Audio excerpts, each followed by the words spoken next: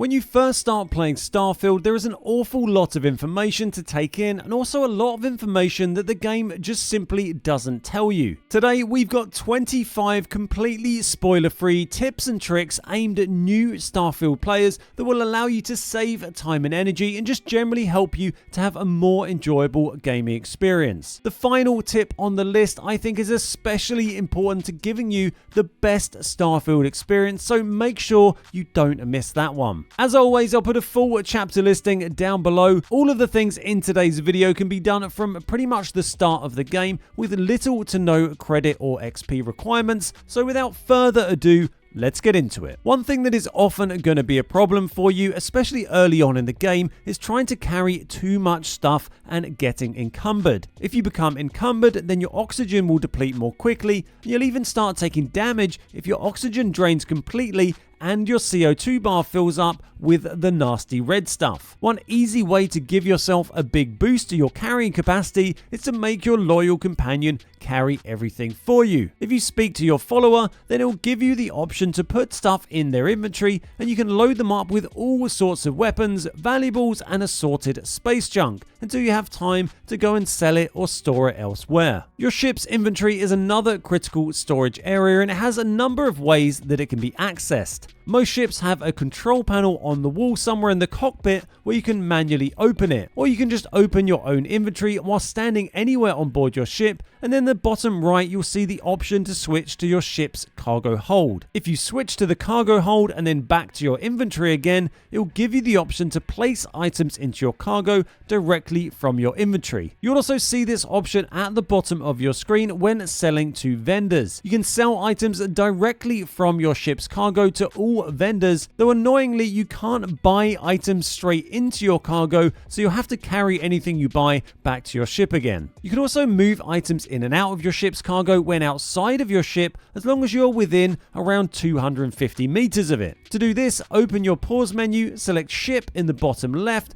and then you'll see the option to open your cargo hold in the bottom right of your screen. Open this and it should work exactly as if you're on board your ship. If it doesn't let you take things out, then you're probably too far away. Another useful feature that your companions have, other than carrying all of your space junk, is that you can arm them to the teeth with whatever you like. Once you've given them a weapon or a piece of armor or clothing, just go into their inventory, locate the item you wish to equip, and then press the button for equip as shown at the bottom of the screen. Companions won't use up ammo, but they do need at least one piece of ammunition in their inventory for the gun you wish to use. So it's a great opportunity to load them up with something with expensive ammo and they'll never run out. There are quite a number of abilities and features in Starfield that are locked behind certain skills. I'm not going to cover all of them, but I will run through what I think are some of the most important and also some of the easier ones to miss. First up, boost pack training found on the tech tree. You'll need at least 1 point in this skill in order to use any boost pack in the game. It's basically an essential skill unless you're trying to do a no boost playthrough for some reason, so you might as well grab it early and you'll be much happier for it. Second is the stealth skill. Whilst you don't need any points in this in order to sneak around or steal things, you do need to put 1 point into the stealth skill on the physical tree in order to unlock the on-screen stealth meter that will show you if you are hidden or not. Next up is targeting control systems from the tech tree. Putting 1 point into this will unlock the ship targeting functionality, which allows you to fully target enemy ships with a zoomed in view that also slows down time slightly. It's a very useful thing to have in ship combat, and it also gives you the ability to target specific modules on an enemy ship, which is very useful when trying to disable a ship that you wish to board. And finally is the piloting skill. The first level of this will let you use your ship thrusters. These can be used by holding down RB on controller or pressing the space key on PC and then using your normal movement controls. Thrusters will allow you to move your ship around without changing your rotation and are also very effective for making sharp turns during ship combat. Ranks 3 and 4 of the piloting skill will unlock the ability to pilot Class B and Class C ships respectively, and so are also critical ones to get if you wish to fly the biggest and strongest ships in the game. Boarding and stealing enemy ships in Starfield is a lot of fun, and it can be a great way to get loot, XP, credits, and of course new ships. In order to board an enemy ship, you need to disable their engines either through blind luck, using EM weapons, or by using any weapons and targeting their engines until they're disabled. Generally, I will lock onto a target and go for its engines, and as soon as they're disabled and whilst you're still locked on and within 500 meters, you should see a prompt appear in the middle of the screen to dock with the ship, which is holding X on controller. Hold this button down and your ship will auto dock with the vessel. Keep in mind, if you're fighting multiple vessels, you can't board a ship until all other ships are destroyed or disabled. Once you board the enemy ship, you have to kill everyone on board, at which point it will allow you to hop in the pilot seat, provided you have the relevant piloting skill to fly that class of ship. You can then add that ship to your fleet or just head back to yours if you don't want it. Once you've stolen a ship, you'll need to register it for a fee before you can sell it on, so sadly you won't be able to make as much money as you might think, but you can still make quite a bit by doing this. You can register ships by speaking to ship service technicians, asking to view and modify your ships, and then finding the relevant ship and pressing the register button shown in the bottom right. You can also just do this from your inventory wherever you like, and even from unregistered ships while still in space. Just sit in the pilot seat, then open your inventory and then your ship menu, and then use the controls in the bottom right to make the new ship your home ship, and you'll then see the option to register it. Doing it this way can actually be significantly cheaper than ground-based vendors if you have some points in the commerce skill. For example, this Varun Him 3 I've recently stolen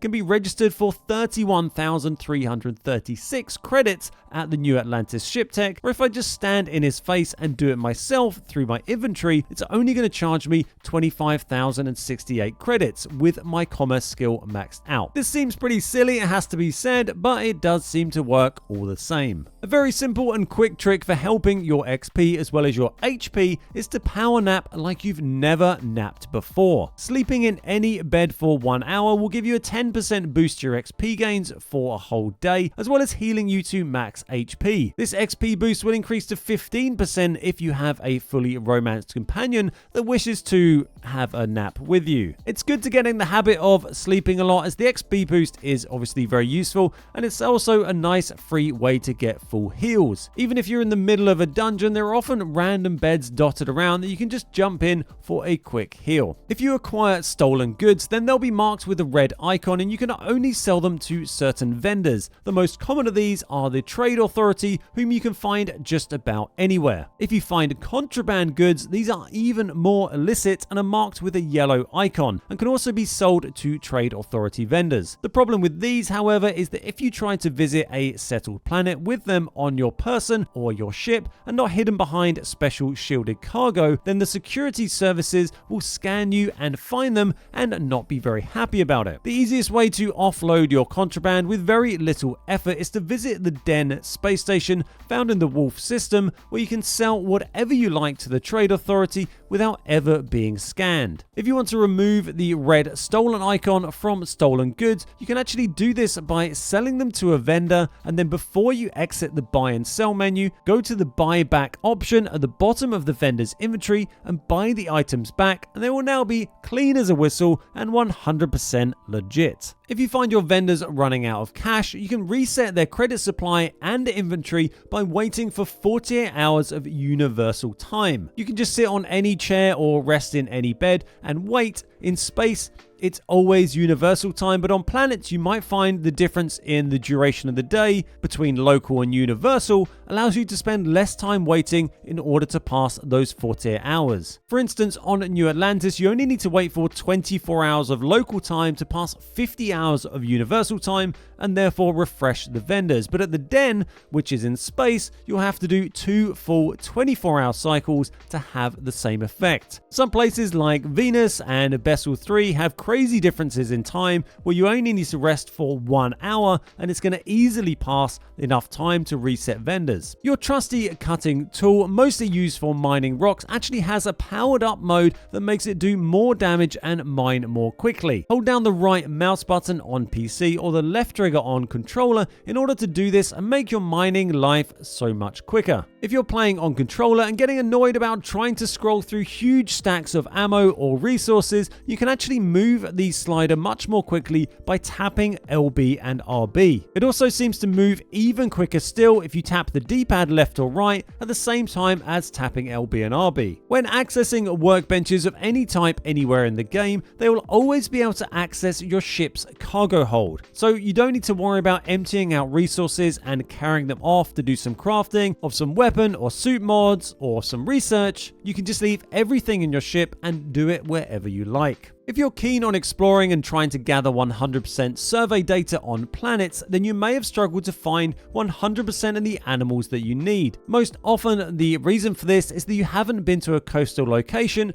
where you can find sea creatures. If you click around for landing spots on the very edge of the sea on most planets, you should be able to find locations marked with coastal in their name. Land at these and then use your surface map to look for the big flat bit and head over to the edge of the ocean. In there, you can find a different species of animal that you need to scan. Just be mindful of the fact that going in the ocean on most planets will probably kill you. I've got a whole video of tips on how to quickly and easily get 100% survey data, so I'll put a link to that down in the description if you want to check it out. If you've managed to acquire some survey data by getting 100% on some planets, then you can sell these for cash. The best person to sell these to is Vladimir, who is usually hanging about on the Eye, and if you go through his dialogue options, you'll find out that he loves a bit of survey data and will pay you a lot more credits for it than any normal vendor. He also has a massive pile of credits, meaning you can clear out a lot of these in a very short time. Another useful specialist purchaser of random goods who also happens to work for Constellation is Noelle. She's usually found in the lodge, either in the main room or her workshop right at the back upstairs, and if you work through her dialogue options, she'll offer to buy organic resources from you. She does have a pretty rubbish amount of money on her, but again, she buys stuff for pretty silly prices compared to anyone else. Quark degenerate tissues, for example, she will buy for 960 credits each, compared to the measly 30 credits each that you'll get for them from anybody else. You can also get these really easily from killing alien creatures. You tend to find them on most of the harder creatures that have extra health bars. If you're getting tired of climbing up and down the ladders in your giant spaceship, then remember that it's your ship and no one is stopping you from using your boost pack indoors if you want to. Boosting up ladders is much quicker and will save you a lot of time, even if it's just one floor. Just be careful when you're on your way back down. If you want to place decorative items more easily or just put a bin on someone's head, you can pick items up and manipulate them by holding down A on a controller